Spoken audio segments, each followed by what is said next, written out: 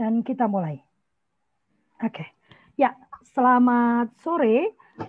Selamat bertemu kembali dalam Asapena Menyapa Anak Luar Biasa. Setelah minggu lalu kita libur karena Asapena sedang fokus dengan konferensi sekolah rumah pertama di Indonesia.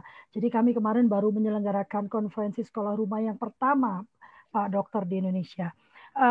Hari ini mungkin ada beberapa wajah-wajah baru. Asapena sendiri adalah sebuah asosiasi sekolah rumah dan pendidikan alternatif yang diketuai oleh Kak Seto, dan saat ini saya menjabat sebagai sekjen. Nah, selama masa COVID ini, pandemi ini, Asapena lalu berkomitmen untuk berbagi dengan masyarakat lewat kegiatan Asapena Menyapa ini. Asapena Menyapa ini memang tidak sengaja tidak dikhususkan bagi pelaku sekolah rumah atau hanya pendidikan alternatif seperti seharusnya Asapena, karena apa yang terjadi saat ini di mana anak-anak harus ada di rumah dan lebih banyak dengan keluarganya, itu adalah sebuah kehidupan yang hari-hari kami lakukan sebagai pelaku sekolah rumah. Sehingga lewat Asapena Menyapa kami berharap kami bisa berbagi tips atau ilmu atau apa yang selama ini kami kerjakan untuk membantu atau mendukung anak-anak ada di rumah. Nah, nanti saya akan ingatkan Pak Direktur ya, sejalan dengan Asapena Menyapa yang biasa dilakukan hari Kamis. Jadi Asapena Menyapa itu ada dua. Di awalnya hanya Asapena Menyapa pendidik yang ditujukan untuk semua pendidik, dan pendidik bagi kami adalah orang tua dan guru. Lalu Pak Direktur Dikmas dan PK menyatakan, Mbak Lovely tolong ayo bikin yuk anak luar biasa supaya kami tahu nih apa yang perlu dilakukan oleh pemerintah. Maka muncullah Asapena Menyapa Anak Luar Biasa. Dan dasar dari Asapena Menyapa Anak Luar Biasa autisma ini, edisi autisma ini, karena beberapa kali kami diskusi dengan orang tua, pendapatnya beda-beda gitu Pak Gun. Bahkan bisa dibilang satu ke kiri, satu ke kanan. Kalau cuma beda beti nggak apa-apa lah, beda-beda tipis oke lah ya. Tapi satu ke kiri, satu ke kanan. Ya kan, bahkan penamaannya pun ada yang menyebut ini sebuah penyakit gitu kan, bahwa ini bisa disembuhkan total gitu. Itu yang agak mengganggu menurut saya. Karena apa? Saya sih saya tidak sedang berbicara tentang kita sebagai orang dewasa atau juga tidak berbicara tentang organisasi atau lembaga. Tapi saya berpikir dengan kericuhan seperti ini yang menjadi korban utama adalah anak-anak, gitu kan? Karena saya paham itu siklonya kan harus dilakukan terus. Kalau putus setengah jalan balik nol lagi, dia juga akan balik nol lagi, akan balik nol lagi, balik. Jadi tidak ada kemajuan gitu. Karena orang tuanya selalu bingung, window shopping terus kemana-mana, nanya ini coba lagi, nanya ini coba lagi. Maka kita buat serial ini adalah tentang autisme. Dan gayung bersambut teman-teman dari Dikbud sendiri, diwakili Bu Rena waktu itu, beliau menyatakan bahwa saat ini beliau sedang menyusun roadmap pendidikan anak luar biasa yang bermartabat. Itu sudah sangat sejalan. Jadi makinlah kami diteguhkan untuk terus melakukan ini untuk menghimpun para pakar, para stakeholder untuk bisa membuat bersama-sama roadmap pendidikan anak luar biasa yang bermartabat. Ya, khusus untuk acara Asapena Menyapa Anak Luar Biasa ini, memang Lovely tidak terlalu ikut campur karena saya menyerahkan pada dua adik saya yang luar biasa. Teteh ada? Nggak bisa buka cam? Nggak bisa. Yo, sinyalnya jelek ya? Oh, oke. Jadi Teteh ini juga salah satu salah satu bukan veteran apa ya? Senior di Asapena ya. Beliau salah satu pendiri Asapena. Jadi ya senior saya lah ya. Iya, karena aku maunya tetap junior dong, yang muda gitu loh. Ya, saya serahkan kepada pemandu dan juga penanggung jawab atas acara ini. Kak Rani, silakan. Oke, makasih ya Kak Lofi. Jadi aku nih yang mandu nih sekarang nih. Nah, kamu maunya gimana? Aku masih siap belajar dari semua senior aku yang ada di sini, Kak. Nggak apa-apa, tapi ya udah, ayo kita mulai ya. Assalamualaikum warahmatullahi wabarakatuh. Waalaikumsalam. Selamat sore semuanya. Terima kasih kepada semua partisipan yang sudah hadir ya, 48 partisipan. Semoga nanti akan bertambah terus-terusan gitu kan. Karena kita hari ini akan mengupas tentang autisme, sesuatu yang biasa dan lazim ada di sekitar kita gitu kan, karena memang penyandang autisme ini selalu meningkat ya setiap tahunnya gitu kan ya, karena dari beberapa survei dan lain sebagainya gitu. Jadi nggak bisa dipungkiri bahwasanya mereka ada di sekitar kita gitu kan. Dan tadi yang sudah Kak Lovely bilang ya gitu kan, ketika terjadi sebuah ketidaksinkronisasian pada para pakar-pakar dan pada orang tua dan masyarakat umumnya gitu kan ya, yang jadi korban itu nanti akhirnya anak-anak gitu kan. Makanya kenapa aku ya kebetulan ya ketemu sama Kak Lovely gitu kan,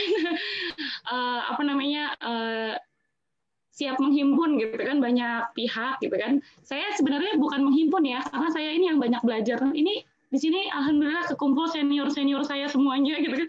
Jadi saya kagok nih sebenarnya. Nah, hari ini kita akan berbicara banyak tentang kesalahkaprahan ya, tentang autisme. Karena dari semua jenis-jenis anak-anak berkebutuhan khusus ya, autisme ini yang paling nggak kelihatan biasanya gitu kan. Kalau misalnya anak Down syndrome atau penyandang disabilitas yang lainnya itu kelihatan gitu kan secara kasat mata gitu, ada perbedaan. Tapi kalau autisme itu tidak sama sekali terlihat gitu kan, fisik mereka baik-baik saja gitu kan. Tapi, nah itu dia, ada sesuatu yang harus kita kita tangani lebih lagi gitu kan untuk mereka gitu kan. Dan karena ketidaktahuan masyarakat banyak gitu kan, dan tadi itu ada banyak kesalahkaprahan, namanya orang Indonesia itu percaya banget sama kata orang tua, adat istiadat, entah apalah lagi gitu kan di luar sana yang banyak beredar gitu kan, dan itu terus menerus berakumulasi dan akhirnya menjadi sebuah kepercayaan yang kita coba telaah sekarang satu demi satu. Dan kita hari ini sudah hadir di tengah kita ya Pak Tri Gunadi, apa nih Pak, sebagai dosen, sebagai konselor, banyaklah pokoknya perannya insya Allah di dunia anak berkebutuhan khusus ya. Mungkin ini semua juga udah pada kenal sebenarnya Pak Tri, jadi saya nggak usah memperkenalkan Pak Tri lagi. Terima kasih ya Pak Tri sudah hadir di tengah kita dan menyempatkan waktu untuk berbagi bersama kita sekarang. Sekarang langsung mulai aja kali ya, saya kasih ke Pak Tri ya. Pak Tri silahkan Pak. Oke, baik. Selamat sore semuanya. Assalamualaikum warahmatullahi wabarakatuh. Waalaikumsalam. Pak Tri suaranya agak ada ekonya ya. Mungkin ada ya. 1, 2, 3. Nah, that is very good. Ya, silakan Pak. Oke. Ya. Oke, selamat sore semuanya. Kita akan bahas tentang salah kaprah tentang ASD. Saya izin share screen. Tapi kok nggak bisa ya? Oh, host sabar Pak. Saya bikin. Apa sih yang nggak bisa buat Bapak? Oke, siap. Oke, kita akan bahas tentang kesalahkaprahan tentang ASD. Sudah terlihat share screen saya? Iya, sudah Pak. Oke, kita langsung masuk aja. Kita bahas yang pertama. Sebenarnya apa sih itu ASD? Nah, ini sebenarnya sudah dari zaman dahulu kala, karena Leo Kanner itu menemukan ASD itu sangat-sangat jauh dari Indonesia tahu ya. Indonesia itu sekitar tahun, kalau Indonesia itu mulai tahu sekitar tahun 1900-an. Padahal ini sudah dari sekitar 1800-an. Oke, kita akan bahas tentang ASD. ASD itu adalah nanti namanya banyak banget. Kalau di luar nanti ada yang ngomong autisme, autistik gitu ya. Nah, asal katanya adalah auto dan isme. Auto itu sendiri, isme itu adalah alien atau senang. Jadi anak-anak yang memang senang dengan kesendirian. Nah, jadi anak autis adalah anak yang mempunyai ciri utama senang dengan kesendirian. Jadi kata lainnya adalah cuek. Itu yang nantinya sebenarnya kelihatan dari situ. Jadi guru PAUD, bunda PAUD, atau mungkin ayah bunda semuanya yang tidak mengerti tentang autisme pun harusnya sadar bahwa anaknya cuek. Itu harus sadar itu. Jadi seringkali denial-nya orang tua kita bisa paparkan gitu ya. Bu, lihat aja itu Bu, gitu. Karena banyak nanti orang tua yang denial, menyangkal bahwa anaknya dikatakan mempunyai ciri spektrum autisme. Karena begitu orang tuanya denial, yang kasihan anaknya. Karena kenapa? Karena jadi tidak tertangani dengan baik gitu.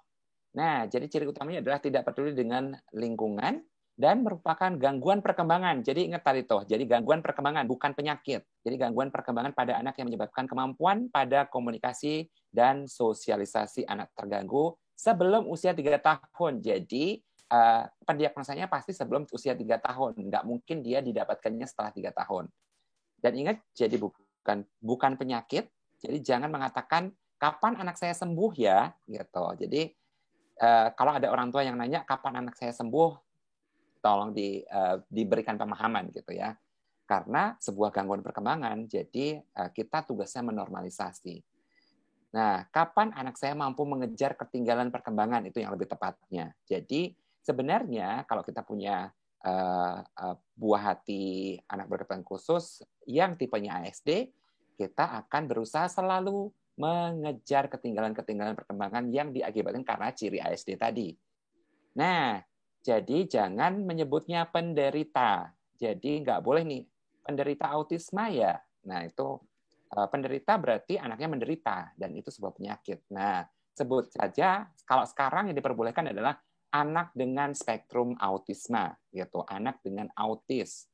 Jadi, itu yang penyebutannya yang seharusnya. Nah, ada yang sejak awal mempunyai ciri-ciri autis, disebutnya sebagai namanya progresi, dan ada yang setelah didapatkan ciri-ciri autis itu ternyata setelah di usia mendekati usia 2 tahun, 3 tahun, atau disebut juga sebagai namanya regresi. Jadi, sebelum usia 3 tahun, orang tua harus selalu waspada.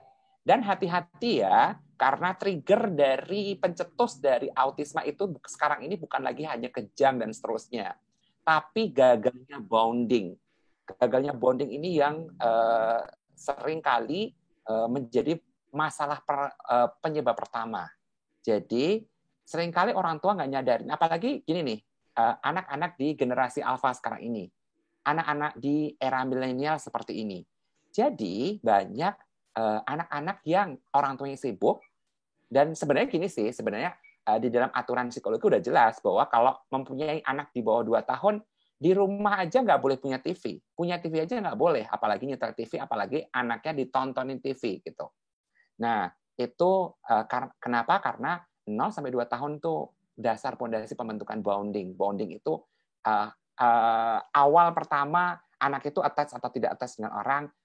Awal pertama anak itu melakukan namanya joint attention dengan baik dengan orang di lingkungan atau tidak, anaknya itu cuek atau tidak, dan seterusnya. Nah, jadinya seringkali sekarang ini banyak ASD yang karena paparan pola asuh yang salah di fase awal bonding tadi tuh. Dan jangan menunggu sampai usia 3 tahun, karena kenapa? Ciri-ciri itu bisa disadari sejak bayi gitu. Jadi ini yang nantinya PR-nya. Nah, ini ciri-ciri spektrum autisme yang nantinya harus disosialisasikan ke para ayah bunda semuanya. Dari mulai minim atau tidak ada kontak mata, tidak bermain sebagaimana mestinya, tidak bisa bersosialisasi dengan orang lain, perilaku-perilaku repetitif seperti memutar benda atau suka benda berputar, dan seterusnya ini nih. Ini adalah ciri-ciri yang nantinya harus disosialisasikan kepada ayah bunda. Nah, ini gejala penyerta. Ini yang seringkali tidak disadari nih. Jadi gini nih. Dan ini banyak seringkali menjadi keblingernya baik itu orang tua, tim yang terlibat di dalam penanganan anak gitu ya. Jadi gini nih. Seringkali misalnya seorang profesional, dokter atau psikolog hanya mendiagnosanya seringkali cuma ASD gitu doang. Lah, apa gunanya kalau didiagnosis cuma ASD doang? Karena sebenarnya tugasnya seorang profesional, terutama tugas pendiagnosaan itu penting. Jadi jangan sampai gini ya, jangan sampai banyak, dan gini, ini di kalangan ahli pun banyak yang bertentangan. Jangan dilabel lah, jangan diagnosa lah gitu. Padahal diagnosa itu penting. Diagnosa itu kenapa? Diagnosa itu kayak botol gitu ya, kayak botol kecap, botol saus kayak gitu. Dan bahkan harus detail. Saus, sambal, grade-nya 10 misalnya, grade-nya 10. Nah, itu itu jelas bahwa grade-nya 10. Jadi harapan kita waktu kita menuang saus sambal itu bahwa kita dapat grade yang 10 gitu. Nah, ini juga sama bahwa seringkali kesalahan kaprahan ini tuh dimulai dari pendiagnosaan yang kurang teliti, kurang jeli, kurang detail gitu ya. Termasuk gejala-gejala penyertanya yang tidak disertakan. Jadi hyperactivity pun harus disertakan loh harusnya. Jadi ASD disertai dengan gitu bla bla bla blanya ini nih. Nah, ini adalah gejala penyerta yang dan sebenarnya gini nih, kenyataan di luaran itu hampir 99% itu anak ASD bukan ASD saja, tapi ASD dengan bla bla bla gitu tuh. ASD dengan SPD, seringkali SPD tidak disebutkan, sensory processing disorder. ASD dengan dispraksia, dispraksianya tidak disertakan. Jadi akhirnya apa? Loloslah tuh, lewatlah tuh, tidak diselesaikan. Endingnya apa? Endingnya kasihan anak ya karena si gejala penyertaannya tidak ditangani dengan baik. Nah, jadi setiap anak dan gini, setiap anak autis itu berbeda. Jadi cara penyelesaian masalah autisnya pun juga berbeda. Jadi program itu tidak boleh copy paste, tidak boleh sama persis ikutin kurikulum dan seterusnya, nggak bisa. Karena kenapa? Dari kurikulum itu sendiri nanti akan di-apply ke anak itu berbeda. Karena kenapa? Secara masalahnya itu tergantung si gejala penyerta dan seterusnya. Jadi jangan copy paste program anak lain, harus tahu mana yang harus diselesaikan terlebih dahulu. Jadi nanti PR pentingnya adalah membuat kita sebenarnya adalah tailor made. Jadi merajut benang-benang program masalah anak ASD itu sesuai dengan masalahnya. Nah, itu yang PR-nya. Nah, ini adalah variasi-variasi ciri dari dan bahkan dari ciri-ciri autistik tadi itu punya variasi sendiri lagi. Jadi setiap anak itu akan sangat berbeda sekali. Ada yang dia jadi benda, ada yang tidak. Ada yang dia itu hiper, ada yang pasif, ada yang oversensitif, ada yang seeking sensori kayak gitu. Jadi dan ini banyak ahli atau orang tua terfokus pada masalah bicaranya sehingga terlena dengan masalah yang lainnya tadi, hiperaktivitasnya, kontrol diri anak, kontrol emosinya, masalah pemahaman bahasa, masalah sensori anak dan seterusnya. Itu yang seringkali menjadi masalah di lapangan adalah fokus pada hanya bicaranya. Jadi itu yang perlu diwaspadai. Nah, ini adalah 7 teratas tanda awal autistik. Nah, sejak dini si tanda-tanda ini memang akan jadi fokus untuk penyelesaian juga. Nah, sejak dini diterapi maka hasilnya akan lebih baik dan bila terlambat penanganannya maka akan sulit.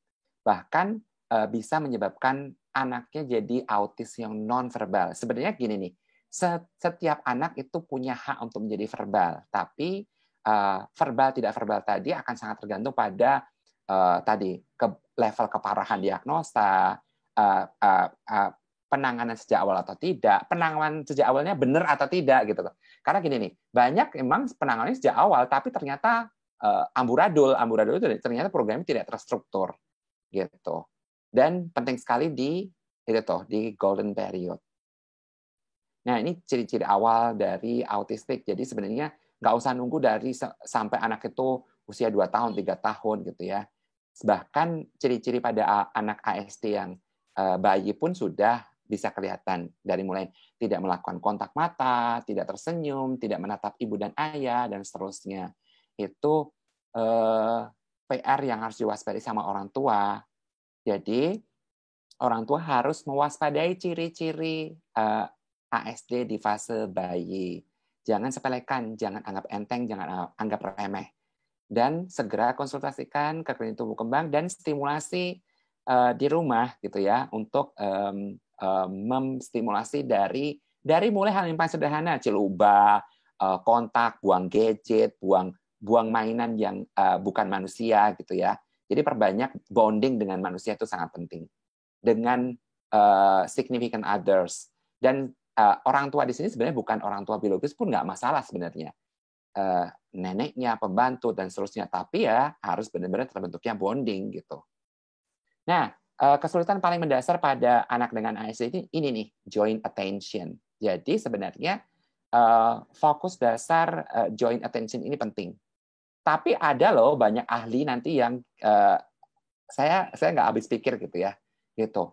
Nggak masalah toh anak itu nggak usah tatap mata. Lah dia itu autis kok, biarkan saja, jangan dipaksa gitu toh. Lah karena terbiasa seperti itu, anak autisnya makin autis. Karena kenapa?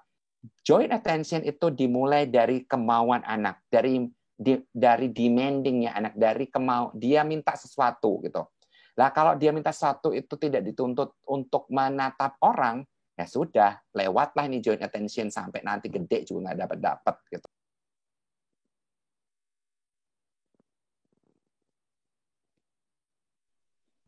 Patri, ke-mute, Pak. Langsung dua-duanya Pak ke-mute. Soalnya sayang informasinya, Kak. Iya.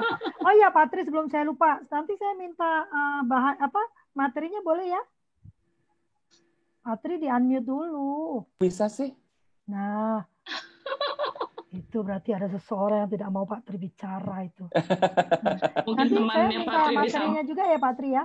Sudah ya? Sudah nggak sudah di-mute? Nggak Ya, di-mute? sudah. Okay. Nah, nanti saya minta ini ya, minta materinya ya, Patri, sebelum lupa. Siap. Ya, silakan. Oke. Monggo.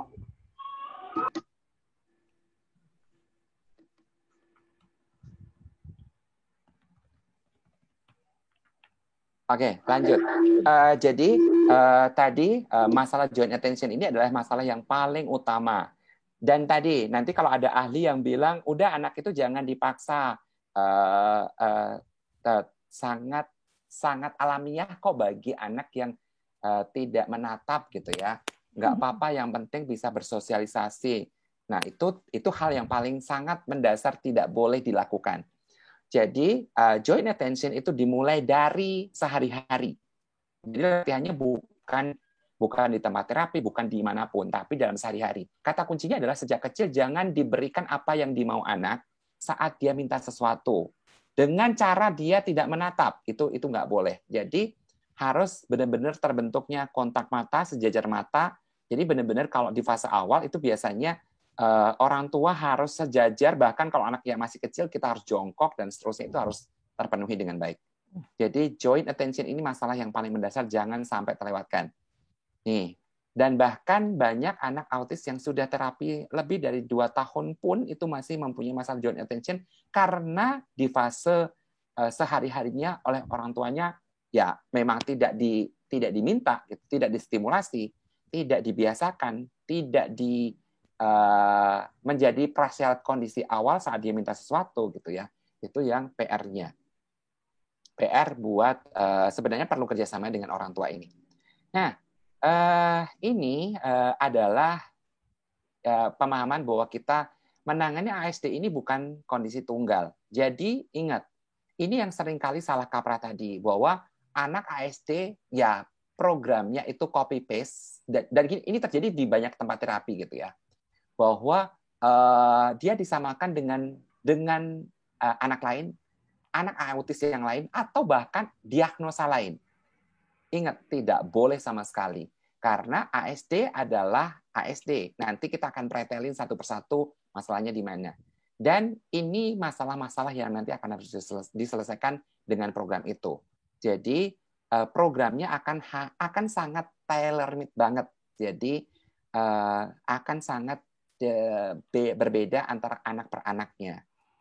Nah, dan ingat nih, ini yang masih banyak dilakukan juga, masih pakai DSM-4. Jadi banyak ahli yang masih pakai PDD-NOS, Rett disorder, Asperger, kayak gitu tuh. Jadi ini sudah nggak dipakai. DSM-4 sudah digantikan dengan DSM-5. Jadi nanti semua tata laksananya menggunakan DSM-5. Nah, kita akan masuk ke DSM-5. Karena bedanya sangat luar biasa, beda antara DSM-4 dan DSM-5. Nih, DSM-5 itu fokus penanganannya ada di 2 hal ini. Yang pertama adalah social communication and interaction. Jadi, masalah utama pada anak ASD ini yang harus diselesaikan, interaksi sosial komunikasinya, gitu. Jadi Yang pertama adalah social reciprocity. Jadi dua arah secara sosial. Bagaimana anak merespon dan bagaimana anak itu melakukan dua arah. Dua arah. Jadi ingat. Dan nomor dua, joint attention. Ini yang penting sekali tadi. Jadi wanting to share an interest. Jadi berbagi interest dengan lingkungan. Jadi ini yang hal yang penting sekali. Yang ketiga adalah non-verbal communication. Ini yang seringkali tidak dilatihkan. Dan bahkan pada keluarga-keluarga yang dia itu awalnya itu, ya mungkin sebelum dia punya anak autis, mungkin dia flat-flat aja.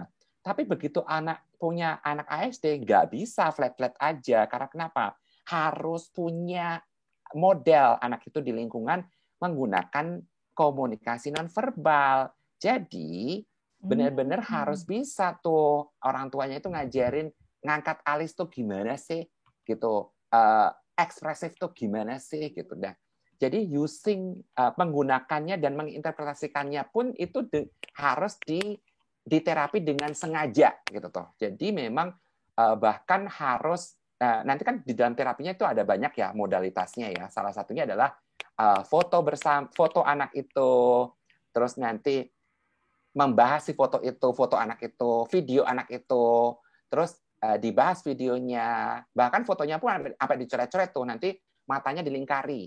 Mas, kamu matanya kurang melirik. Mas, kamu matanya kurang ngelihat ke kamera. Mas, senyum kamu kurang, bibirnya kurang ditarik ke samping, misalnya gitu. Dan bahkan penggunaan tangan saat berkomunikasi itu penting. Bagaimana si tangan ini waktu sinkronisasi dengan berkomunikasi. Karena kelemahan pada anak ASD yang paling mendasar adalah ini nih, non-verbal communication. Menggunakan gestur, menggunakan ekspresi wajah, matanya berbinar tuh kayak gimana. Kalau bedanya tentang senyum, tertawa, sama terbahak-bahak itu kayak gimana, kayak gitu. Nah, itu yang penting sekali nantinya harus menjadi fokus juga, dan disengajakan ada program di dalamnya.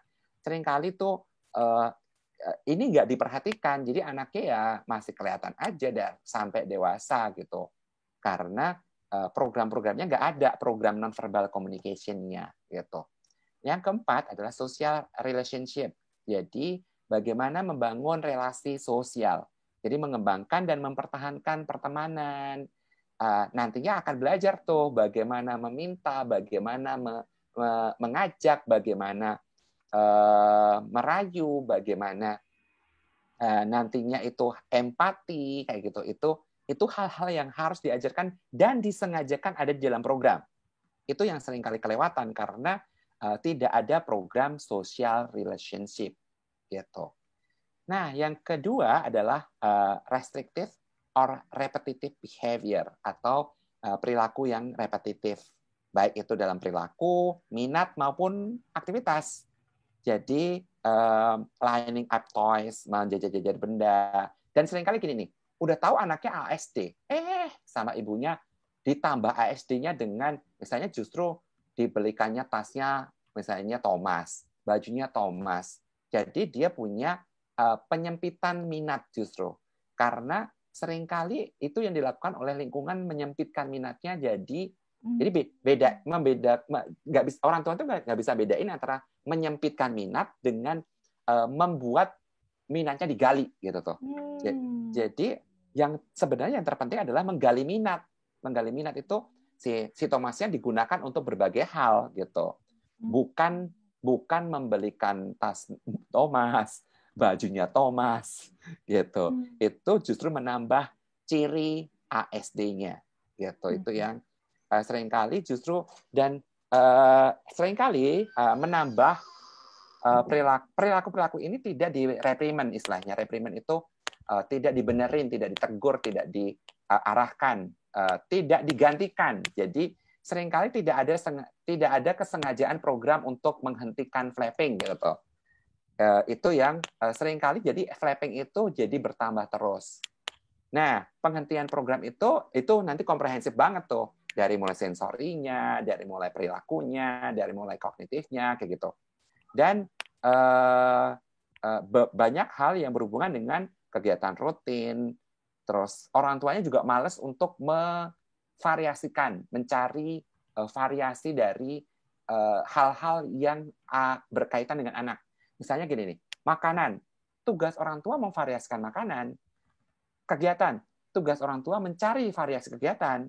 Dari mulai tempat berliburnya di mana, dan seterusnya. Itu yang PR-nya memang lumayan banyak dan perlu kerja bareng antara orang tua dengan tadi ahli gitu ya. Karena cantolan-cantolan program itu kan ada di ahli gitu. Sedangkan orang tua yang nanti akan melakukan secara rutin dengan pengembangan yang luar biasa gitu. Nah, termasuk ini nih restrictive thinking, specific knowledge dan seterusnya. Ini yang menyebabkan akhirnya anak jadi ya mungkin ada beberapa anak yang digalinya itu justru mengerucut tapi tidak si lain-lainnya jadi terlupakan gitu. Itu yang PR-nya. Ini yang PR dan program dari DSM-5 itu yang nanti sangat penting nih. Gitu. Nah, selanjutnya kita akan ngomongin tentang level-levelnya, level 1, level 2, level 3. Jadi hubungannya sama level keparahan. Dan ini yang terjadi gini nih. Banyak anak ASD didiagnosanya itu ya cuma ASD doang gitu. Sudah tanpa embel-embel tadi tuh gejala penyertanya nggak disertakan. Ini pun juga seringkali itu yang luput dari ahli itu tidak memberikan level ini. Ini yang menyebabkan akhirnya orang tua terlena, guru terlena, tempat terapi terlena, terapis terlena gitu ya. Karena kenapa? Karena seharusnya bahkan sampai di tingkat reevaluasi per 3 bulan itu di reevaluasi itu akan dilihat levelnya naik atau turun gitu. Levelnya itu tetap naik atau turun. Dan tidak banyak loh anak itu bahkan pindah dari level yang dia itu level 2 bukan pindah ke level 1 malah level ke level 3 gitu yang sering terjadi. Nah, kita akan bahas tentang level tadi. Level 1 itu disebut sebagai namanya high functioning autism. Jadi membutuhkan dukungan, kesulitan dalam ini. Hanya nih di level 1 hanya kesulitan dalam menginisiasi aja interaksi sosial. Jadi hanya memulainya. Cenderung perilakunya kaku, kesulitan dalam perubahan aktivitas, dan masalah dalam pengorganisasian tugas. Nah, kalau level 3 nih, kita langsung ke level 3. Jadi sangat membutuhkan bantuan, mengalami defisit yang parah pada interaksi sosial dan komunikasi, jadi benar-benar yang itu rejected, dan bahkan ini sudah rejection itu bahkan penolakan saat dia harus mendapatkan stimulus yang sangat-sangat dia tidak suka gitu. Sangat kaku perilakunya, sangat tertekan dengan adanya perubahan dan perilaku repetitifnya berpengaruh pada fungsional. Jadi hand flapping-nya, tadi ngurutin benda, dan seterusnya. Dia harus duduk di situ, dan seterusnya itu sangat mengganggu pada tingkat fungsional. Nah, ini yang seringkali orang salah, orang pikir salah nih. Jadi gini nih, banyak ahli mendiagnosanya ya ASD doang, ya autis doang gitu. Padahal bukan begitu, atau mungkin paling mentok-mentok autis ringan lah gitu. Padahal nggak kayak gitu. Jadi bukan diagnosa autis, bukan ASD ringan gitu, bukan. Tapi berhubungan dengan yang di sini nih, di dalam teori disebutin ada centang yang dicentang ini.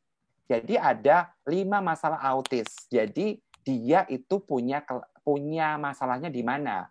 Language-nya kah, motor skill-nya kah, perception-nya kah, sensorinya kah, executive function-nya kah? Kenapa? Karena saat tidak di label, ya udah nantinya terapis pun, dan gini loh, banyak terapis nanti yang di luar sana itu memang karena ya mungkin ya namanya juga terapis tidak belajar sungguh-sungguh untuk anaknya. Jadi berbeda gini nih, belajar untuk anaknya sama belajar untuk cari uang doang itu berbeda.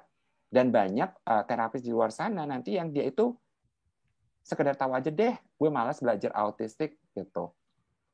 Jadi akhirnya nggak dalam gitu, nggak dalam penanganannya. Nah itu yang menyebabkan akhirnya jadi ya dia nerapi ala dia, misalnya wicara ya wicara ala dia gitu. Sedangkan nggak bisa karena kenapa? Terapinya harus fokus ke masalah language-nya anak ASD. Masalahnya apa? Pragmatik nanti. Nanti kita akan bahas lagi bahwa lebih detail dari masalah language-nya adalah pragmatik namanya. Pragmatik itu apa? Pemahaman. Jadi fokusnya itu nggak usah buru-buru, nggak usah banyak-banyak, tapi dia paham gitu. Itu yang PR pentingnya. Jadi nih, banyak ahli hanya mendiagnosa ASD. Paling mentok-mentok ditambahin paling banter itu tuh, ASD ringan atau berat misalnya gitu. Sehingga diagnosanya pun tidak tajam dan permasalahan yang muncul anak juga mengakibatkan masalah juga yang diterapi. Seringkali turun ke penanganan itu juga nggak tajam. Karena kenapa? Hanya masalah ASD gitu doang, tanpa ada masalah-masalah yang DLL yang ini nih, gitu. Sensori, motor skill, coordination, praksis, persepsi, executive function, dan seterusnya. Jadi, pentingnya melakukan pendiagnosaan dengan benar. Nah, jadi salah diagnosa, salah pula arah penanganannya. Ini aja kalau sudah benar ASD loh ya, karena gini nih, yang saya temui gitu, saya Diamet itu tuh banyak sekali kasus-kasus yang salah diagnosa. Jadi anaknya itu bukan ASD sebenarnya, tapi anaknya itu ID itu intelligentsia difficulties atau disorder. Jadi anak-anak dengan keterbelakangan mental gitu ya. Tapi didiagnosa ASD gitu. Jadi di luar sana itu masih banyak banget tuh kesalahkaprahan tuh, lawang nggak ASD aja dibilang ASD kok gitu. Apalagi ASD itu untuk tajam ke masalah tadi itu masih sangat-sangat jauh deh. Jadi di Indonesia ini masih sangat-sangat jauh dari ketajaman melihat sebuah masalah anak berkebutuhan khusus. Ya karena kemungkinan banyak yang tidak mendalami dengan baik, itu yang menyebabkan jadi tidak tajam nih di lingkaran-lingkaran ini nih. Padahal harusnya pendiagnosan tadi tajam supaya program ke bawahnya itu tajam, program ke para terapis-terapisnya gitu, para pelaksana, para guru, para bahkan orang tua nantinya akan tajam dalam melakukan penata laksanaannya. Nah, jadi penjabaran diagnosa ASD itu sangat panjang, bisa panjang. Makanya nanti kalau terima anak dari saya gitu ya, itu kok diagnosanya panjang banget ya gitu. Ya memang kalau saya pendiagnosanya kayak gitu. Jadi autistic spectrum disorder tingkat sedang disertai dengan hiperaktivitas, dispraksia, sensory processing disorder dan lain-lain tuh. Jadi itu yang nantinya akan dipretelin satu persatu. Dan bahkan di tingkat reevaluasi per 3 bulan itu kita harus mengevaluasi si tingkat-tingkat tadi tuh. Dispraksianya udah mulai berkurang belum? Masalah bahasanya sudah mulai berkurang belum? Nah gitu. Jadi itu yang menyebabkan masalahnya jadi terdefine dengan baik, terpreteli dengan baik, dan tajam, dan terselesaikan dengan baik, dan bahkan itu akan hilang satu persatu karena akan dihilangkan gitu. Jadi masalah sensorinya udah hilang, masalah emosinya udah hilang, masalah bahasanya udah hilang, dan seterusnya. Nah, ini adalah tadi divine masalah-masalah tadi. Nah, ingat nih, yang paling kiri itu adalah pragmatic language. Anak SD itu masalahnya di pragmatik. Jadi terapinya adalah masalahnya adalah di pragmatik. Programnya adalah program untuk language yang pragmatik, berbeda dengan anak speech delay, berbeda dengan anak ADHD, berbeda dengan anak Down syndrome kayak gitu. Karena seringkali di luaran sana banyak terapis-terapis yang menggabiah uyah itu ya programnya sama. Nanti lihat aja deh, anak ADHD sama anak ini sama. Anak dengan speech delay dengan anak autis sama programnya.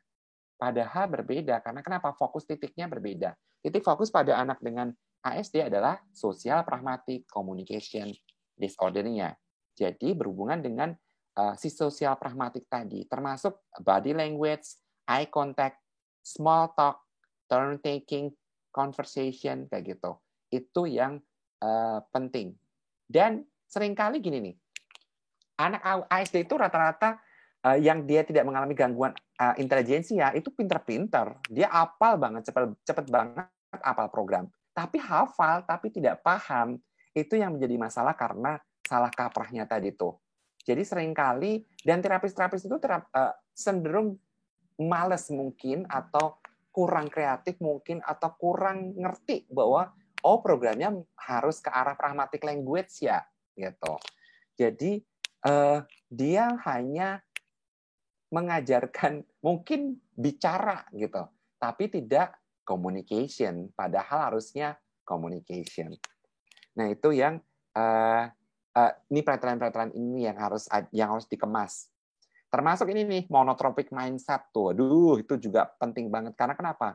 Kalau monotropic mindset-nya masih ada, ya masih kelihatan ASD-nya. Karena kenapa? Kita kan tugasnya menyelesaikan masalah ASD-nya.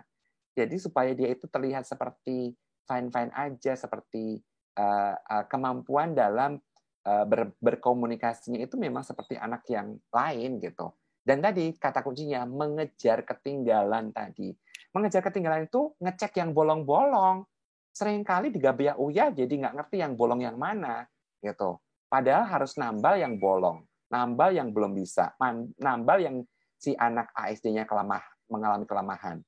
Dan ini yang seringkali juga menjadi masalah. Karena di luar sana itu banyak yang gini nih, udah kamu tuh jangan ngurusin negatifnya anak ASD, lihat potensinya. Lah, potensinya nggak akan muncul, nggak akan jadi optimal kalau tidak diselesaikan masalah-masalah kecilnya gitu.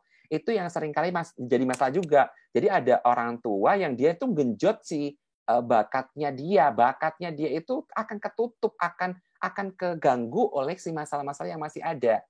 Beda sama gini, ya tetap memang kita akan mendorong untuk apa yang dia anak ASD mampu, tapi jangan lupa kelemahan-kelemahannya harus ditambal supaya yang mencuat tadi jadi kelihatan wah gitu tuh. Jadi kayak permata ya akan kelihatan kinclongnya gitu. Tapi ya kita mengasah si permatanya doang tanpa menyelesaikan si lumpur-lumpurnya ya percuma gitu. Itu yang PR pentingnya.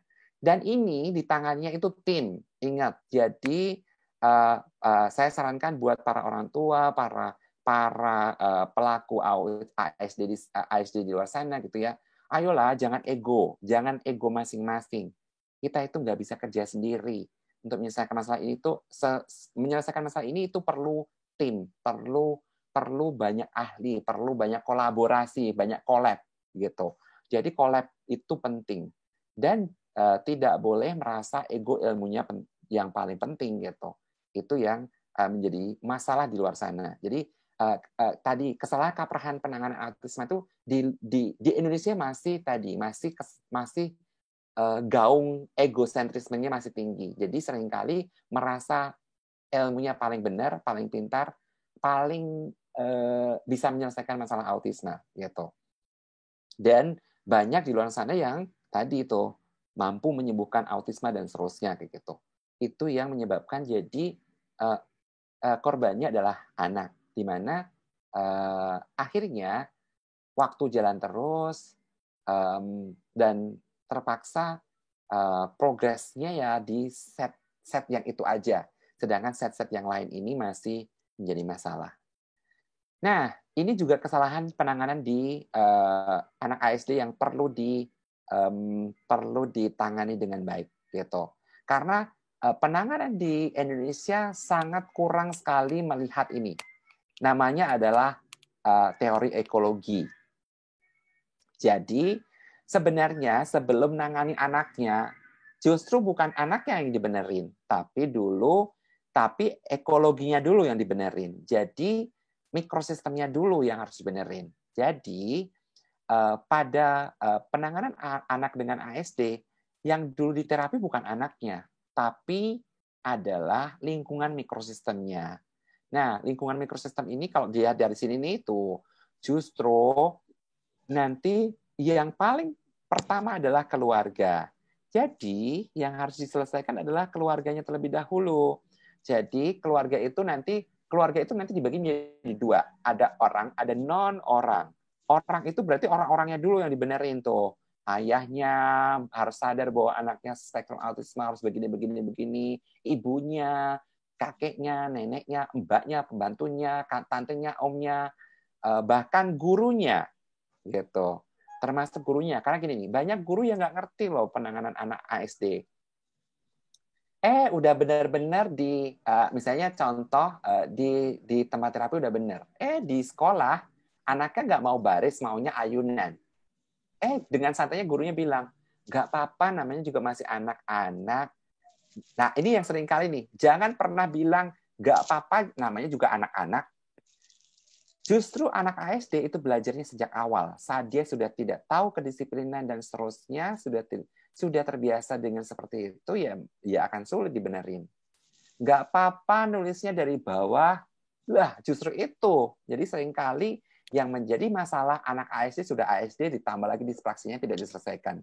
Karena tulisannya mirror semua dari bawah. Gitu. Jadi itu yang seringkali harus dibenerin adalah lingkungan mikrosistem. Jadi ini yang penting. Dan ingat nih, benar-benar harus komitmen. Kalau memang sudah mau komitmen untuk menyelesaikan masalah autisme, ini komitmen untuk tidak memberikan yang tanda silang itu, namanya risk factor. Jadi komitmen untuk tidak memberikan namanya faktor resiko.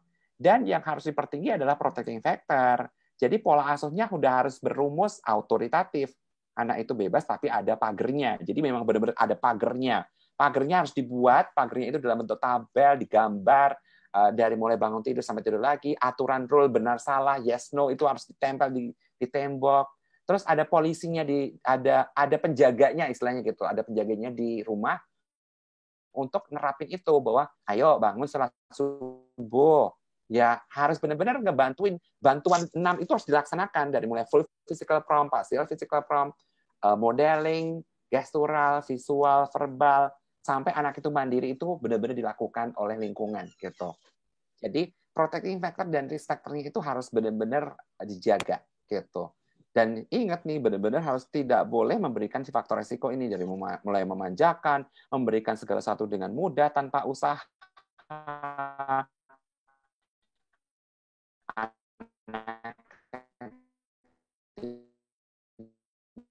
Dikasih syarat ditambah dengan paparan gadget yang berulang dan tanpa kontrol. Apalagi dengan pandemi seperti ini, alasan, anakku kan butuh gadget karena online. Ya boleh online, tapi pas online, begitu sudah selesai online kan sudah harus diminta. Nah, aduh anaknya ngamuk. Ya sudah, gitu. Nah, ini yang menjadi kesalahkaprahan di mana justru si lingkungan mikrosistem tidak dibenerin, gitu. Justru paling penting benerin dulu lingkungan mikrosistemnya, supaya penanganan pada anak ASD ini tercapai dengan baik. Nah, ini adalah masalah-masalah yang pretelan-pretelan tadi tuh. Nah, jadi karena melihat waktunya tinggal 30 menit, ini nanti tolong dibaca aja sendiri masalah-masalah pretelan-pretelan tadi, karena kalau ngebahas tentang masalah pretelan-pretelannya itu lumayan banyak. Jadi nanti dispraksia. Nih, masalah yang paling pertama itu adalah namanya motor skill coordination. Jadi gangguan ini yang seringkali luput dari para terapis, para orang tua, para ahli. Karena kenapa? Karena tidak didiagnosa tadi tuh bahwa anak ini memang ada masalah motor coordination. Nah, motor coordination ini ada 6 masalah nih. Jadi organization, coordination motorik kasar, koordinasi motorik halus, konsentrasi, komunikasi, dan seterusnya. Dispraksi yang nggak selesai akan jadi disleksia. Jadi ingat nih, banyak anak-anak ASD yang dia akhirnya jadi hurufnya mirror dan seterusnya. Kenapa? Karena dispraksinya tidak diselesaikan. Jadi dispraksi nggak selesaiin, gangguan auditori, gangguan visual, disleksia, diskalkula, disgrafia. Nah, ini yang tadi harus dilakukan orang tua, di mana harus ada jadwal. Nah, ini nih masalah-masalah praksis ini harus di-include-kan di dalam sehari-hari. Jadi kalau punya anak SD mah rumahnya harus kotor, rumahnya harus dibikin begini nih, harus dibikin tapak-tapak kayak gitu, karena dia lewat lorong itu harus begitu gitu. Nah, dan ini kegiatan-kegiatan ini harus ada include di dalam sehari-harinya. Jadi termasuk ini nih, oral motor penting tuh, meniup, pianika dan seterusnya itu, karena untuk mematangkan volume udara, nafas dan seterusnya. Termasuk ini nih, mulai membiasakan stretching setiap pagi karena untuk penyiapan motor coordination tadi tuh. Oke, ini latihan praksisnya. Nah, itu karena saya lihat kok tinggal 30 menit. Kayaknya perlu ada sesi 2 deh. Benar-benar. Jadi tadi yang separuh selesai, separuhnya lagi di sesi 2, Pak Dokter, walaupun ya, sudah dibaca. karena gini nih, karena kalau ngebahas autis itu tadi saya baru ngasih preview autismenya, belum peritilannya itu. Berarti 3 sesi. Kalau Huli bisa banget nih ya nembaknya nih ya. Boleh nanti kita bahas yang tadi tuh. Jadi mulai peritilan tadi tuh, karena gini nih, Kak, ini kan sudah waktunya tinggal 30 menit ya, ini saya tanya jawab. Jadi saya pikir pembahasan yang tadi tentang ASD dulu deh, karena berarti deal ya, minggu depan lagi ya.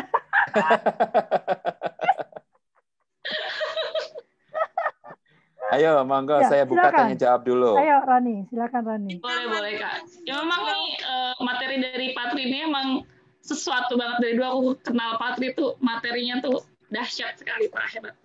Nah, ini kayaknya teman-teman kita yang sudah hadir tadi sempat 94 peserta ya, Masya Allah, banyak sekali yang mau belajar tentang autisme. Semoga ini menjadi secercah harapan ya Pak, untuk tadi Bapak bilang banyak ahli lah, harus banyak ahli, orang tua juga harus, dan para terapis gitu kan, harus sama-sama bergerak bersama gitu kan, karena nggak mungkin hanya dari satu pihak aja gitu kan. Nah, jadi pasti saya yakin di antara 94 orang yang tadi hadir itu pasti beraneka ragam kan ya, ada yang jadi dari orang tua, guru, dan lain sebagainya. Nah Pak, ini udah ada banyak pertanyaan sebenarnya yang masuk ya, jadi silakan. Saya bacain aja ya Pak ya. Pertanyaannya dari Pak Arif nih kalau nggak salah. Apa pendapat dari Pak Gun tentang terapi biomedik? Oke, langsung jawab ya. Boleh. Oke, jadi gini nih, jangan lupa bahwa yang namanya metabolisme itu penting. Jadi gini nih, metabolisme itu berpengaruh pada sistem seluler tubuh. Dan sistem seluler tubuh itu nantinya ada beberapa yang memang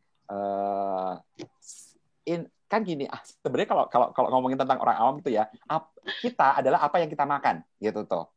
Jadi apa yang kita makan itulah kita gitu. Nah, pada anak-anak dengan ASD itu memang mempunyai sistem seluler yang berbeda, termasuk mempunyai level alergi yang lebih rentan dibandingkan dengan anak yang lain.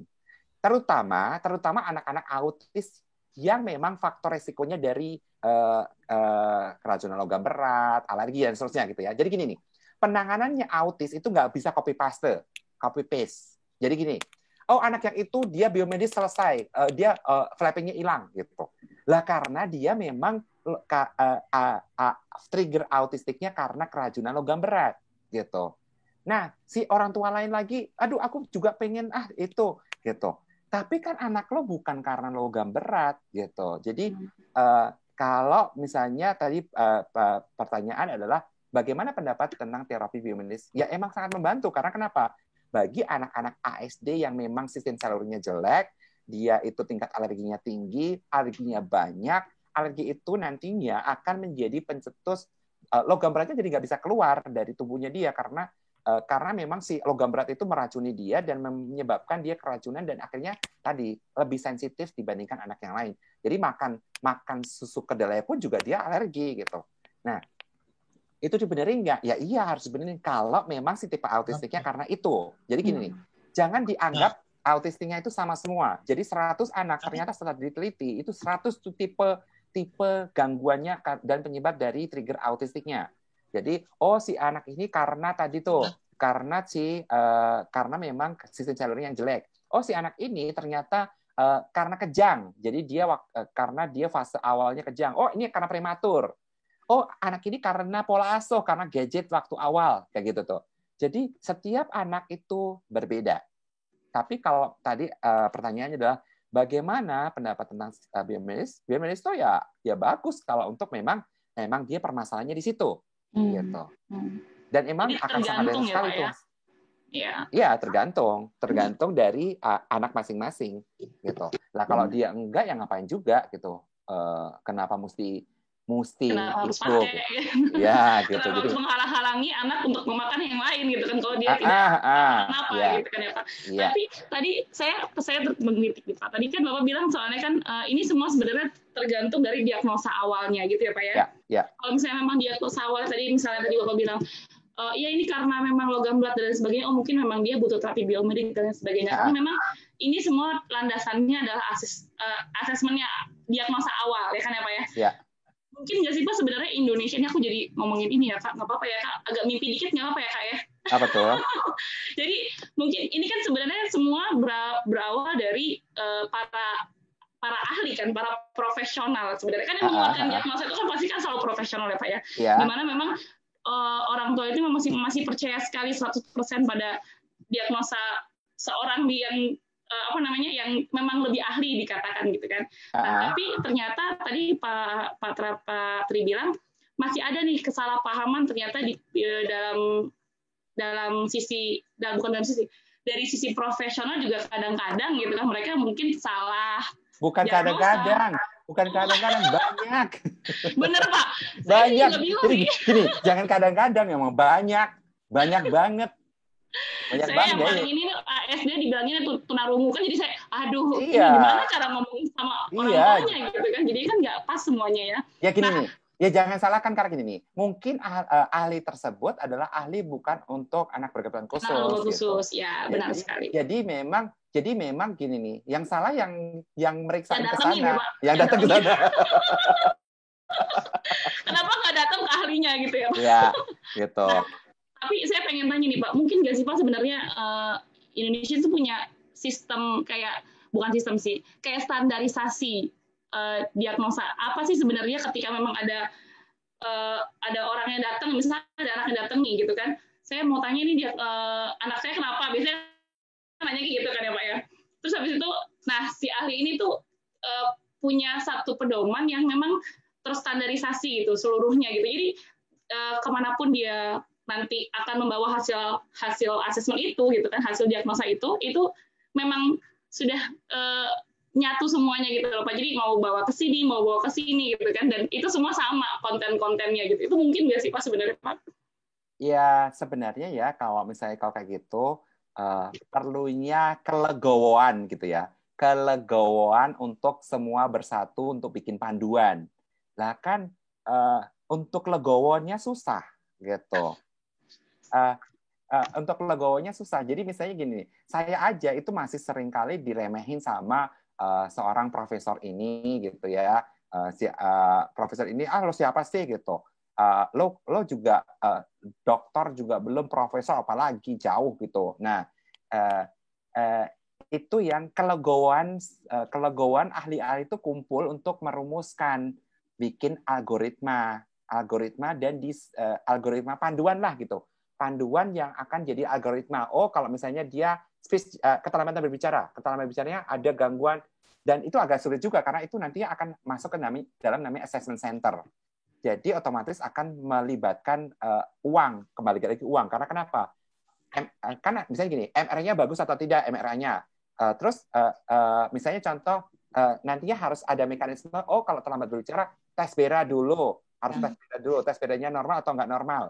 Nggak normal nanti gini. Nah, jadi kayak ada algoritma yang disusun, itu dibikin buku panduan, dan itu nantinya akan harus melibatkan uang negara, karena kalau sudah dibikin panduan akan jadi patokan akan gratis, misalnya tes BERA-nya gratis, MRI-nya gratis, gitu. Siap nggak Indonesia? Terus yang paling penting tadi tuh, siap nggak ahli-ahli itu legowo untuk berkumpul? Ya, mari kita berdoa Pak bareng-bareng. Ya gitu sih. Benar. Oke, pertanyaan berikutnya Pak ya. Tadi aku lupa dari siapa ya.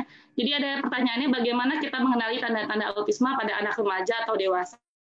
Jadi mungkin kalau tadi Pak Tri bilang kan memang tanda-tanda autisme itu kan muncul sebelum usia 3 tahun ya Pak. Nah, ketika sudah melewati 3 tahun dan dia baru ada tanda-tanda autismenya, itu tidak bisa dikatakan autisme karena kan memang autisme di bawah 3 tahun.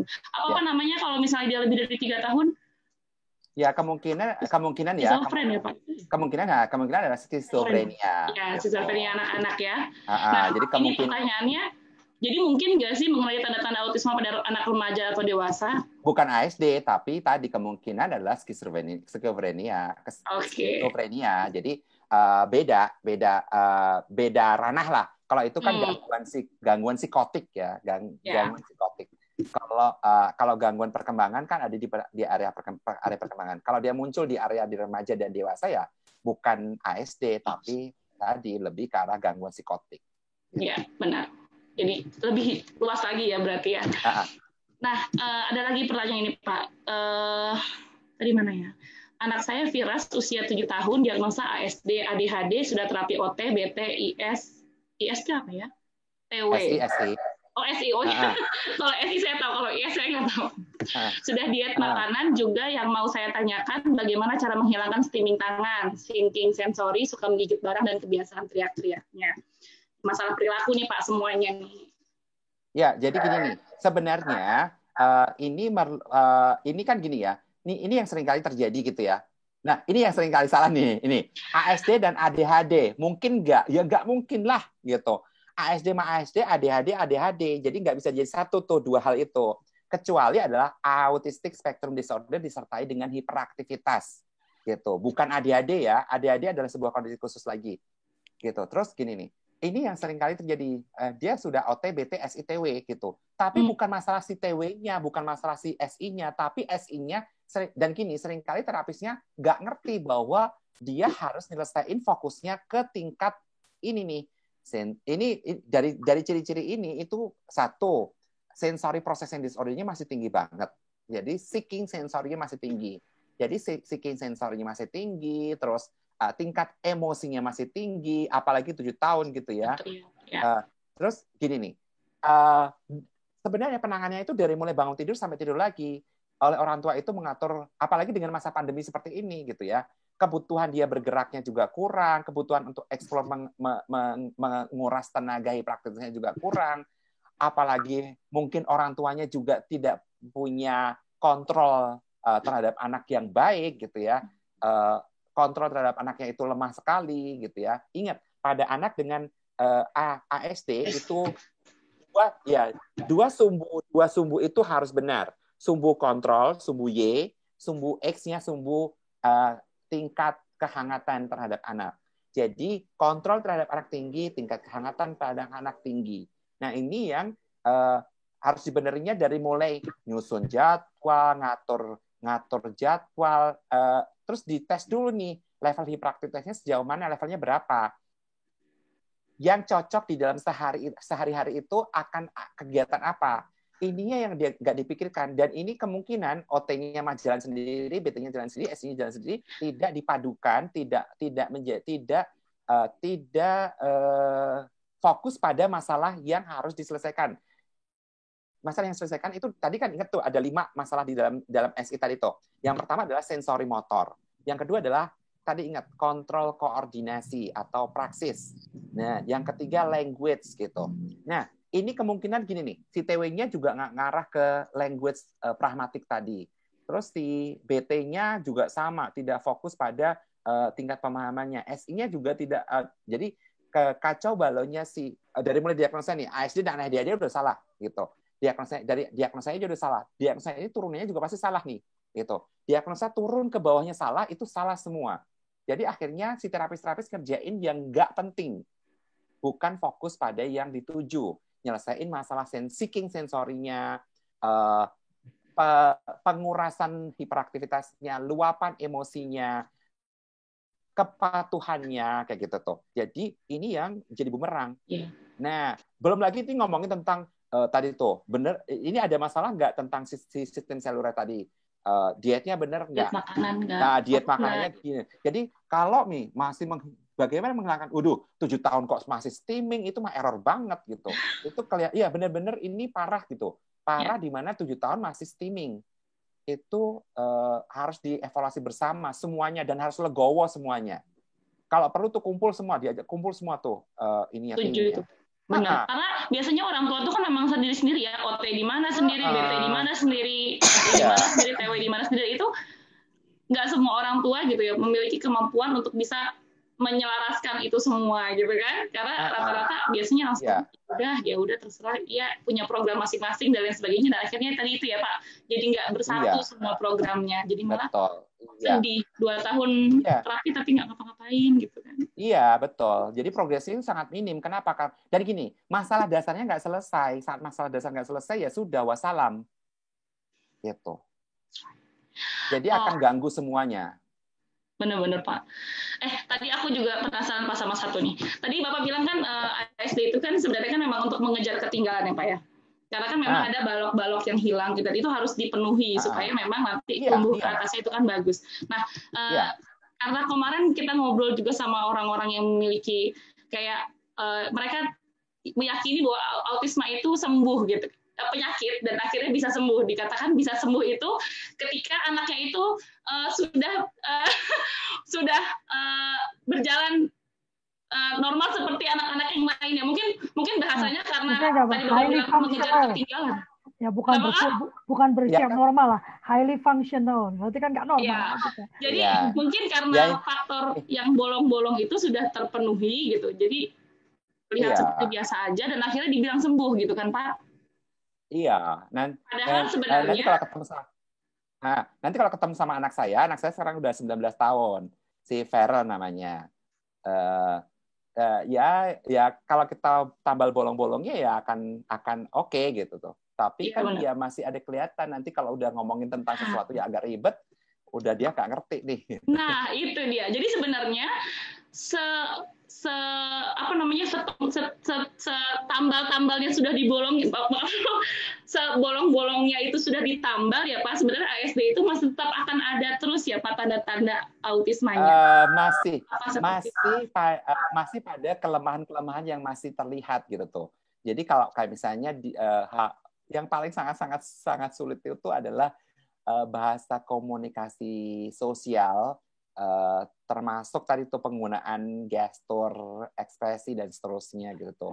Jadi masih ada tuh gerak-geriknya masih kelihatan gitu.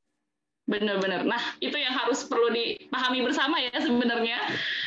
Harus legowo juga sebagai orang tua ya Pak ya sebenarnya. Tapi kan selama anaknya itu memang berfungsi, maksudnya bukan berfungsi ya, maksudnya baik-baik saja menjalani kehidupannya gitu kan ya. Sudah bisa menerima lingkungannya dan ya semua berjalan baik-baik saja gitu kan. Mungkin bisa di minimalisir ya sebenarnya ya hal-hal seperti itu ya Pak ya yang harus gini. Jadi tetap namanya bukan tidak autisme lagi gitu ya. Ya, dan orang tua harus terus memantau loh. Jadi sampai detik ini pun sekarang anak saya di usia 19 tahun saya terus mantau terus nih gitu. Jumping lag-nya di mana nih? Karena ada beberapa lag-lag yang pasti kita akan di sepanjang perjalanan itu akan bertemu lagi gitu ya, ketemu yang baru. Kayak kemarin aja ini kan dia lagi mau kencan sama cewek gitu ya. Terus dia nanya, udah remaja iya kayak jadi gini nanya, ayah nasi goreng yang enak tuh di mana gitu. Saya tuh heran kan gitu. Lah nasi goreng yang enak kan kita biasa makan di Solaria tuh Mas di One Bell Park gitu. Itu enak kok ini nasi gorengnya. Terus dia mungkin karena mau ngomong malu gitu kan gitu. Jadi dia itu sebenarnya pengen ngomong bahwa gue mau ngedate nih gitu, mau ngedate sama cewek yang aku suka gitu. Tapi dia nggak bisa ngutarain gitu. Nah itu yang hal kayak gitu kita harus waspada terus tuh. Saya korek, oh ini siapa Mas? Oh Lauranya saya kepo-kepo nih Instagramnya apa? Orang tua ya. Instagramnya apa gitu. Instagramnya ini. Terus ya kita bahas lah gitu. Nah, terus dari situ baru kita saya mengajari dia membahasakan bahwa saya mau aku tuh mau ngedit ya. Tapi aku mau tahu makanan restoran yang mana sih yang enak dan cocok untuk ngedate. Dia itu sebenarnya gini nih, Solaria itu kan bukan untuk ngedate gitu. Buat acara keluarga gitu ya Pak. Nah itu yang kayak gitulah. Gitu. Benar. Jadi ya itu ya. Jadi sepanjang dia hidup pasti dia akan menemukan sesuatu yang baru itu akan terus harus didampingi selalu ya gitu kan. Jadi bukan berarti dia sembuh dan akhirnya sudah tidak perlu. Karena kalau misalnya dibilang ini udah sembuh, berarti kan dia sudah khawatirnya ya ketika anak dikatakan sembuh, maka orang tua sudah tidak waspada lagi kan? Ya waspada lagi gitu kan, karena udah sembuh nih. Kalau udah sembuh kan ya udah selesai gitu kan. Nah itu yang harus dan gini nih, setiap tingkatan usia itu punya tugas perkembangan yang berbeda lagi. Yes, jangan pernah berhenti karena dewasa muda, dewasa mada, dewasa lanjut itu nanti beda lagi. Masalahnya pun berbeda. Saat nanti dia berumah tangga pun juga kita mesti pantau karena dia dulu ASD misalnya gitu. Jadi itu yang harus dijaga. Oke, lanjut next nih ke catatan. Makasih ya Pak ya. dari Pak Yasin nih, ada autis dan remaja mau disuntik ambil darah untuk persyaratannya naik haji oleh orang tuanya, tapi tenaganya kuat karena anak ini alergi akan jarum suntik. Kalau dipaksa bisa ngamuk. Solusinya gimana? Itu bukan alergi. Itu bukan alergi. Atau gimana? Nah, ini yang sering kali salah nih ya. Satu mengatakan itu alergi, itu mengatakan trauma gitu. Aduh, gampang banget ngatain trauma, gampang banget ngatain alergi gitu. Itu namanya adalah rejection atau penolakan. Nah, penolakan itu yang paling pertama harus dikenalkan. Jadi gini, justru prinsip dasar pertama itu yang sebenarnya anak autis itu gampang kok kalau kognitifnya sudah dibenerin. Jadi tenaganya itu akan kalah dengan kognitif, gitu.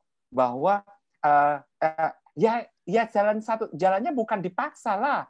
Bener. Dikasih pengertian dan pemahaman. Gitu ini yang kurang. Jadi gini nih, yang kurang terhadap masalah kognitif.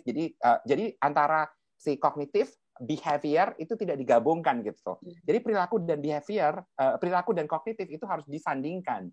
Jadi sebenarnya kayak saya, kalau saya ditendang anak saya lebih tinggi dari saya loh. Saya kan cuma 168, anak saya 180, gitu.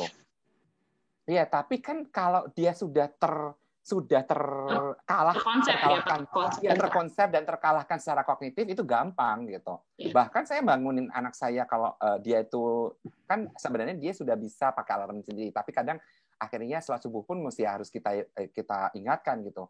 Mas, bangunin sholat subuh anak 19 tahun tuh nggak gampang gitu. Tapi dengan kognitif mah gampang aja, Mas, saya sholat subuh gitu. Itu gampang. Nah, dan ingat tadi itu bukan alergi. Itu adalah namanya rejection atau pembangkangan. Nah, pembangkangan itu yang harus diajarkan pelan-pelan gitu. Jadi lewat namanya kognitif. Kognitif itu nanti ada teknik namanya desensitisasi atau mengajarkan pelan-pelan. Dan bahkan nanti keluarin tuh ayat-ayat bahwa naik haji ini wajib karena termasuk rukun iman, bla bla bla bla, rukun Islam. Biar termotivasi ya Pak, biar termotivasi. Iya, jadi kenalkan bahwa ini adalah naik haji itu wajib bagi umat Muslim.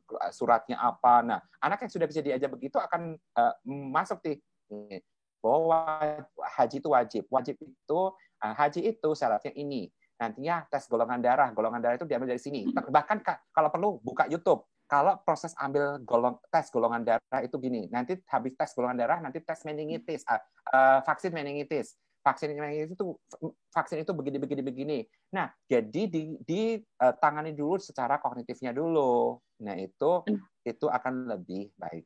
Iya, jadi jangan dadakan, kan? Kalau sama anak autisme tuh nggak boleh dadakan. Jadi harus ada persiapan. Bisa jadi mau tes sekarang nih 1 bulan sebelumnya tuh udah mulai diancang-ancang ya Pak ya, udah mulai harus dikenalin. Jadi yang boleh dadakan itu cuma tahu digoreng dadakan. Nah, tahu apa Pak? Tahu budak digoreng dadakan. Benar-benar, jadi jangan dadakan dan gampang melabel alergi lah, trauma lah gitu kan ya. Karena kalau misalnya udah kayak gitu ya, yang paling sebel trauma loh, karena gini nih. Dia itu kan namanya juga anak ASD ya. Dia itu datang ke klinik itu kan pasti kan namanya juga biasanya liar di rumah, terus disuruh ke klinik, terus masuk ke ruangan gitu ya. Terus besoknya lagi dia nggak mau lagi nih, mau menuju ke klinik aja udah langsung nangis tuh di mobil tuh, nah kayak gitu. Dia langsung bilang nih, anak saya trauma datang ke klinik karena kemarin tidak ditemani gitu. Nah, ini pola asuh orang tua yang sangat-sangat permisif, selalu menurutin kemauan anak, akhirnya jadi anaknya seliar-liarnya. Jadi anak sudah ASD liar pula. Mau gimana? Karena dari sejak awal tidak diarahkan. Ini yang menjadi problem paling besar sekali di ASD. Gitu. Ya. Oke. Lanjut Pak, pertanyaan nih. Dahsyat sekali. Masih ada satu lagi kayaknya ya, karena satu lagi. Dari mana nih? Ya. Dari Kak Indah ya, saya mau bertanya kan kalau autisme sudah ketahuan dari dalam kandungan, tapi kalau ketahuan autisme jika anak tersebut sudah umur 1 tahun itu autisme Kayaknya bukan dari kandungan ya, mungkin ini salah tangkap ya. Nggak dari kandungan ya. Jadi kalau dari kandungan nggak kelihatan kalau anak kita autisme apa enggak. Tapi begitu keluar dari bayi sudah kelihatan, dan itu harus dari umur 3 tahun sudah mulai menampakkan autismanya. Jadi kalau umur 1 tahun menampakkan autisme ya mungkin bisa jadi dia autisme, ya kan? Jadi harus dilanjutkan pemeriksaannya gitu ya. Lanjut ya Pak ya, berarti tadi di skip ya pertanyaannya. Okay. Dari Bu Merina, Pak Gun, saya sudah sangat bernafsu untuk menerapi anak sendiri setelah mendengar penjelasan Bapak. Semangat Bu. Oh semangat. Sebagai orang tua, kami harus mulai dari mana? Nah Pak, dari orang tua dari mulai mana? Karena anak saya sudah sempat menjalani terapi. Ya, orang tuh. Oke, jadi satu anaknya kelas berapa? Ini setahu saya sih masih belum sekolah ya, setahu saya ya. Oke, jadi orang tua harus mulai dari mana? Orang tua harus, jadi gini nih, yang namanya terapi itu tidak boleh asal-asalan. Yang namanya terapi itu harus disengajakan. Ingat, disengajakan. Disengajakan itu harus disusun programnya. Dan nyusun program itu tidak asal-asalan, tidak pakai otak kosong. Jadi harus konsul ke ahli. Jadi langkah pertamanya adalah konsul ke ahli. Konsul aja nggak harus terapi. Maksudnya gini nih, bikin map road itu penting. Jadi bikin jejaring untuk langkah-langkah SOP, plan-nya 3 bulan, 6 bulan itu penting sekali. Jadi bikin plan. Nah, yang pertama adalah konsul ke ahli. Yang kedua, langsung rapat keluarga. Rapat keluarga karena nanti berhubungan dengan PIC. PIC itu siapa yang jadi gini, dari mulai bangun tidur sampai tidur lagi, anak-anak ASD tidak boleh ditinggal sedetik pun. Ingat, harus ada PIC-nya.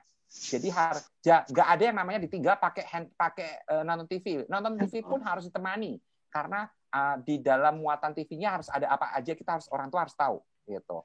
Jadi PIC-nya itu harus jelas. Oh, mandi itu PIC-nya si ayah, misalnya gitu. Mandi pagi itu si ayah.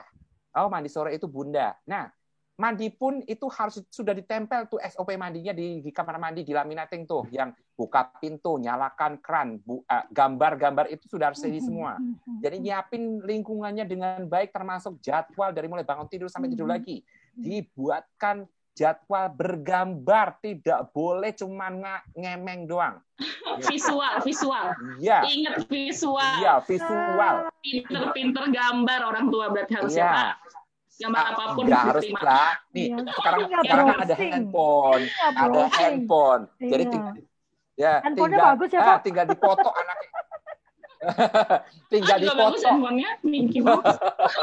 Jadi tinggal dipoto lah gitu ya. Tinggal dipoto, anak mandi foto, anak makan foto, anak tidur foto gitu. Nah, dipotoin semua, ditempel di tembok gitu ya. Termasuk SOP tadi, SOP sikat gigi sudah ada, SOP mandi sudah ada, SOP wudhu sudah ada gitu. Jadi semuanya sudah ada ready. Nah, orang-orang di sekitar ngasih input bahasanya dari situ. Jadi ayo sekarang kita mau mandi, ayo buka kerannya. Nah, dan suaranya harus jelas, buka kerannya. Gitu. Nah, diajarin semuanya, dan kalau nggak bisa ingat 6 bantuan itu harus hafal. Orang tua harus hafal 6 bantuan tadi. Yang pertama adalah full physical prompt. Jadi benar-benar full physical prompt, benar-benar di full physical prompt, jadi badannya dipegang gitu. Yang kedua, kalau sudah rutin full physical prompt akan turun ke partial physical prompt. Modeling, gestural, visual, verbal, mandiri. Nah, itu diajarkan satu persatu gitu. Dan yang paling penting sih konsul dulu, karena belum tentu nanti mau semangat-semangat kalau si DC-nya masih kosong ya percuma gitu. Karena itu modal bagus ya Pak. Modal bagus. Betul. Semangat Bu. Oke, semangat Bu. Oke nih Kak, masih mau dilanjutin apa masih ada pertanyaan lagi ya? Atau udahan kalau free? Karena saya ada kegiatan lagi nih. Oh iya. Bapak ini memang sangat sibuk sekali. Tapi jadi ya Pak, sesi 2 ya, Pak. Gampang. Kalau sesi 3 Pak. Atur aja.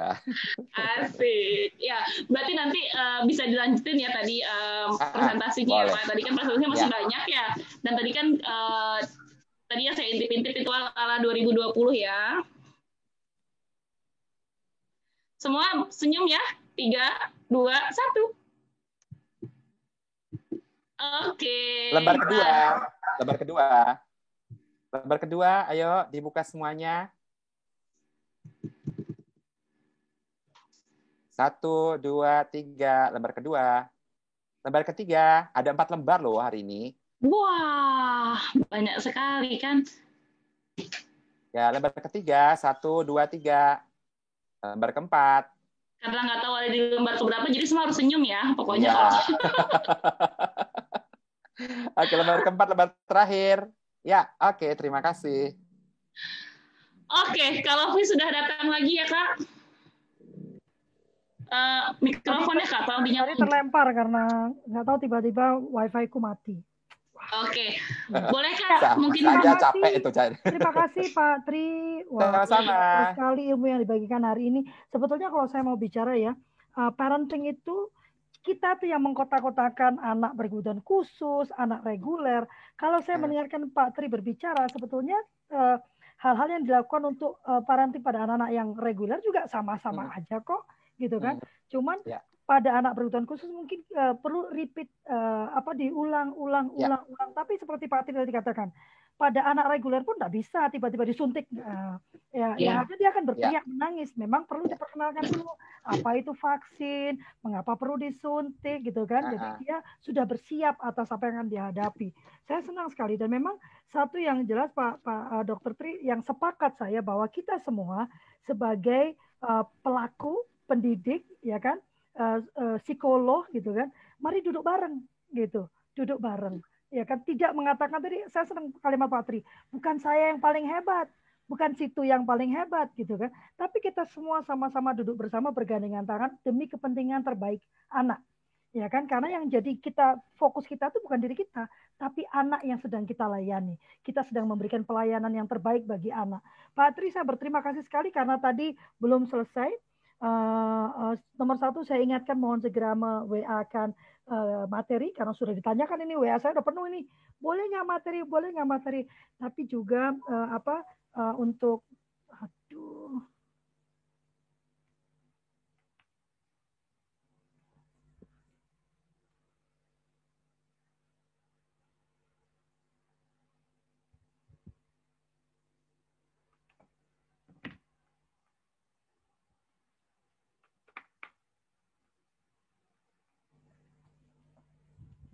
Waalaikumsalam warahmatullahi wabarakatuh. Oke, kalau gitu, kalau Vi sudah datang lagi, silakan Kak. Ya, terima kasih untuk semua atas nama Asapena. Saya memohon maaf apabila ada pernyataan perkataan yang tidak berkenan. Kita bertemu lagi hari Kamis, ada Asapena Menyapa Pendidik. Kita akan bicara tentang mental health, ya, kesehatan mental. Dan minggu depan kita ketemu lagi di Asapena Menyapa Luar Biasa. Yang ingin materi silakan mengontak saya di nomor WA 0857 8086 6689 0857 8086 6689. Sampai jumpa. Terima kasih. Terima kasih.